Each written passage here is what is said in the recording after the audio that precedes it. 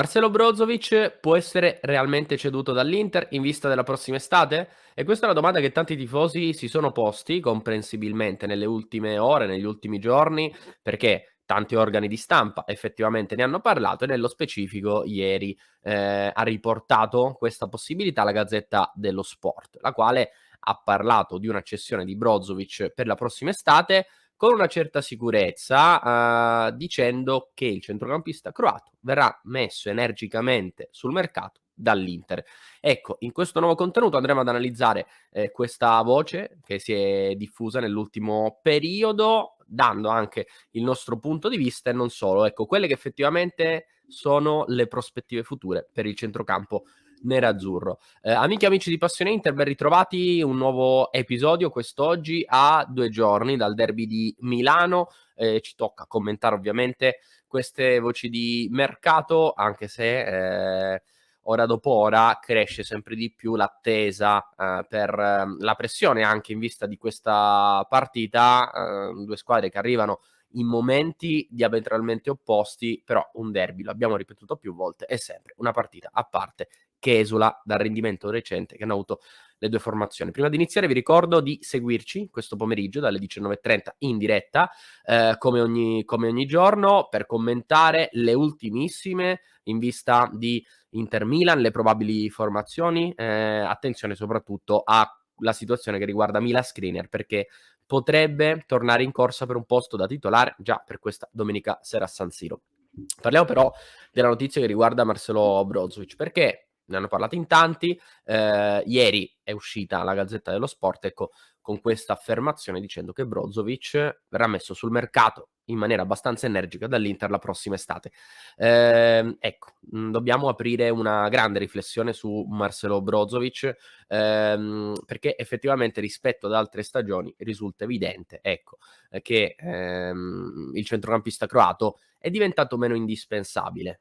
In altri anni, ricordo con Spalletti, gli ultimi tempi con Spalletti, con Antonio Conte, anche la scorsa stagione con Inzaghi, l'assenza di Brozovic veniva presentata come una catastrofe. Anche lo scorso anno con Çalhanoğlu, che oggi è diventato il vice Brozovic numero 1, comunque questa soluzione interna non era stata ancora trovata, evidentemente non era pronto il centrocampista turco a svolgere determinati compiti, soprattutto in fase di non possesso, laddove invece Brozovic negli anni è diventato un maestro in interdizione.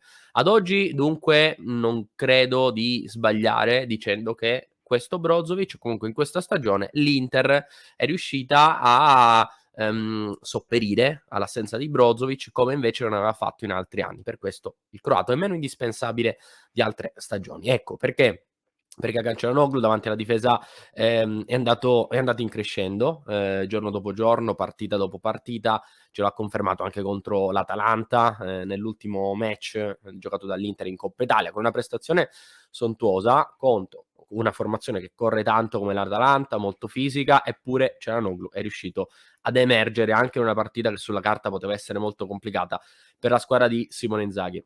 Un giocatore che ha ovviamente qualità, tempi di gioco, grandissima visione, e queste erano caratteristiche comunque che già conoscevamo da parte di Çalhanoğlu. Però ha messo dentro anche tanta aggressività, carattere, tanta corsa, è un giocatore che corre tanto, dunque sulle orme di Marcelo Brozovic, ma soprattutto grande lettura. Ecco, quelle letture che avevano reso Brozovic fondamentale, insostituibile, in questo momento stanno esaltando anche Hakan Çalhanoğlu. Ed effettivamente in pochi potevamo immaginare questo exploit dell'ex Milan, perché proprio in maglia rossonera Çalhanoğlu giocava in tutt'altra posizione, nasce trequartista, ha giocato anche tante partite da seconda punta, addirittura da esterno, come faceva in Bundesliga. Ecco, quindi un esterno d'attacco, un trequartista, una seconda punta, che Simone Inzaghi riesce a trasformare completamente in un giocatore nuovo, in un play, potremmo così definirlo. Dunque, è vero, meno indispensabile, però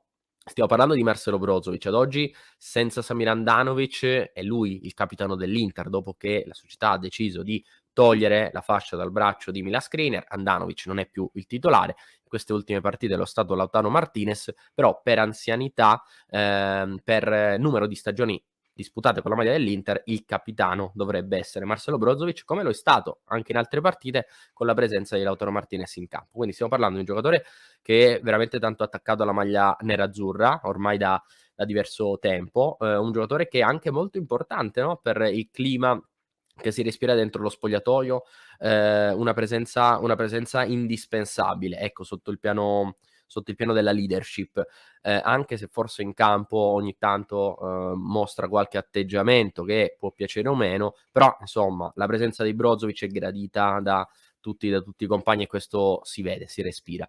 Questo per quanto riguarda il rapporto tra Brozovic e lo spogliatoio.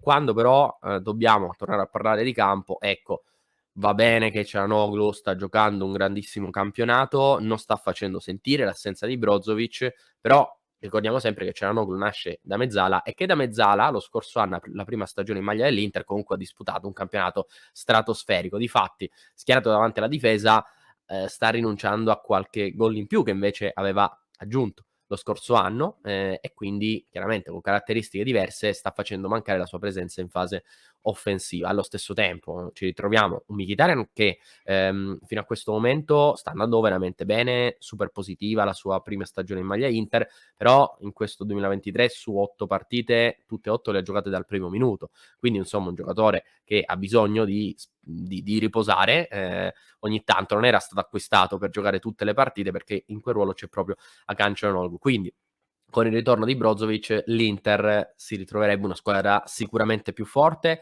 e con più alternative e soprattutto Brozovic rimane comunque un giocatore con caratteristiche inedite rispetto a Çalhanoğlu, ad esempio, ha un'interpretazione un po' più mobile del ruolo, senza nulla togliere comunque a Çalhanoğlu, ma parliamo di centrocampisti diversi. Quindi con Brozovic l'Inter è comunque una squadra più forte. Per cui è vero che in quest'Inter è meno indispensabile, ma con Brozovic in campo al 100% è un Inter sicuramente più forte. Per cui così su due piedi, dinanzi alla possibile cessione di Brozovic, io mi sento di dire che l'Inter farebbe bene a rivedere, qualora fosse vera questa posizione, perché è un calciatore che sul mercato in quella posizione onestamente non trovi e che potrebbe dare l'opportunità a Çalhanoğlu di ritornare da mezzala, e da mezzala sappiamo quanta qualità, quanta pericolosità offensiva può aggiungere il centrocampista turco. Quindi di base non siamo così entusiasti, no, di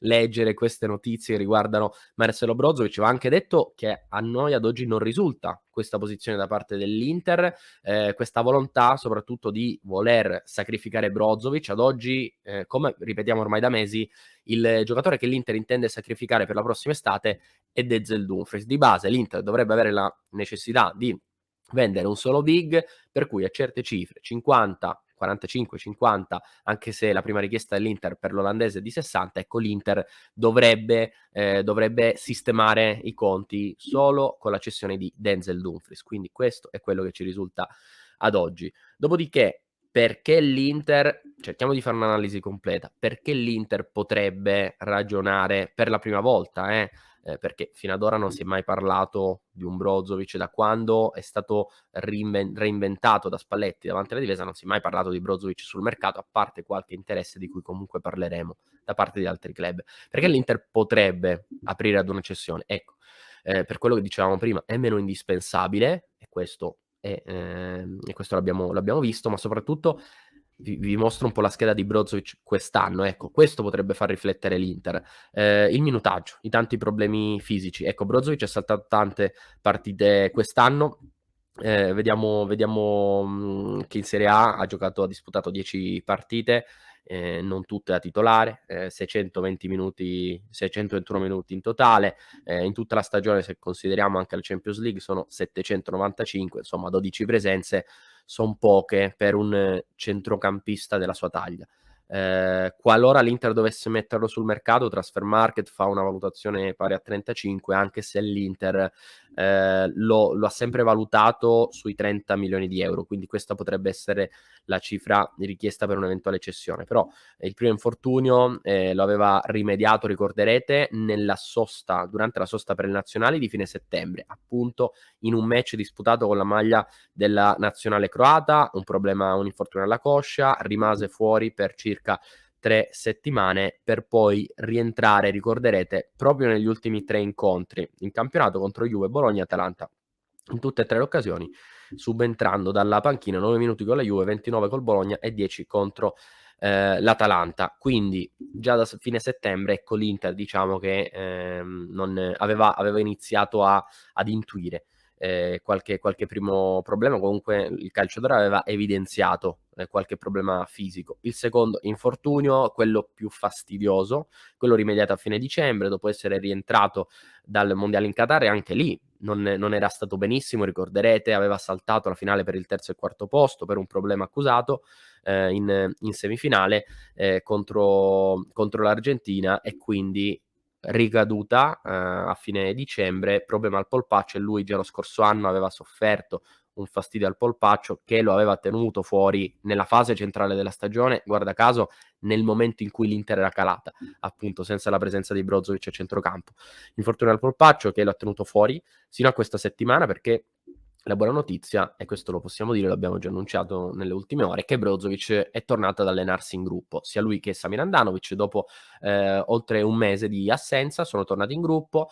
Dovrebbe finire in panchina per il derby, non partirà da titolare, mi sembra evidente, perché dopo un mese di stop, ma ripeto, non gioca con continuità da settembre, a parte quella parentesi dei mondiali in cui comunque ha collezionato tanti minuti, però ecco, l'Inter non si ritrova un Brozovic al 100% da agosto-settembre, quindi bisogna andare cauti, evitare delle ricadute, perché il polpaccio è comunque una zona molto sensibile e soprattutto soggetta a ricadute, e anche lo scorso anno Brozovic ha avuto dei precedenti, quindi bisogna sempre prestare grandissima attenzione su questi problemi. Quindi l'unica riflessione che mi viene in mente, perché sul piano tecnico non ho mai visto, ecco, un passo indietro negli ultimi anni di Brozovic. Sul piano tecnico faccio fatica a trovare dei difetti, a trovare delle motivazioni che portano la società a dire Brozovic verrà messo energicamente sul mercato, ribadendo che noi non sappiamo, ecco, o comunque non risulta a noi che l'Inter abbia intenzione di vendere Brozovic. Potremmo aprire un'altra finestra. L'Inter la scorsa estate ha acquistato per 14 milioni di euro, prestito con obbligo, Christian Aslani, un giocatore che tendenzialmente gioca nella posizione di Marcelo Brozovic, e comunque anche lo stesso Inzaghi, quando l'ha utilizzato quest'anno, l'ha utilizzato sempre davanti alla difesa, non tantissimo, poco minutaggio fino ad ora, però il ragazzo ha mostrato personalità e qualità, un giocatore che calcia col destro e col sinistro, specialista anche sui calci da fermo, quindi l'Inter l'eredità di Brozovic l'ha già affidata, tra virgolette, a Christian Aslani. È ancora presto, però è vero che in maniera inaspettata un erede di Brozovic se lo ritrova in casa, anche più giovane di Brozovic, si tratta di Cianoglu, però per il futuro, ecco, l'erede designato è Christian Aslani. Non credo però che l'Inter abbia acquistato Aslani con l'idea di cedere già quest'estate Brozovic, assolutamente no. L'unico fattore che potrebbe portare l'Inter riguarda appunto quello dei tanti infortuni di Brozovic. Qualora dovesse finire sul mercato, non mancherebbero i club interessati. Su tutti faccio un nome: il Barcellona, perché Xavi ha più volte ribadito alla società di voler investire in quella posizione di campo, perché Sergi Busquets andrà in scadenza di contratto a fine anno, il Barcellona e Xavi soprattutto stanno tentando in tutti i modi di rinnovare il contratto del giocatore, che però sembra aver scelto già la MLS, dunque per chiudere gli ultimi anni di carriera, e Xavi ha indicato alla società un nome su tutti, quello di Marcelo Brozovic. Ci sono anche delle alternative interessanti che giocano in Liga, quindi dei nomi un po' più familiari che già conoscono il calcio spagnolo, però Xavi nella sua lista ha segnato un primo nome, ed è quello di Marcelo Brozovic. Lo vuole a tutti i costi. Il Barcellona non ha grandissima disponibilità economica, anzi ha avuto difficoltà a registrare in quest'ultima finestra di contratto di mercato, scusate, alcuni rinnovi per ragioni legate al fair play finanziario, però imposto dalla Liga spagnola. Quindi anche per il Barcellona non sarà facile, ecco, presentare a giugno-luglio un'offerta da 30 milioni di euro.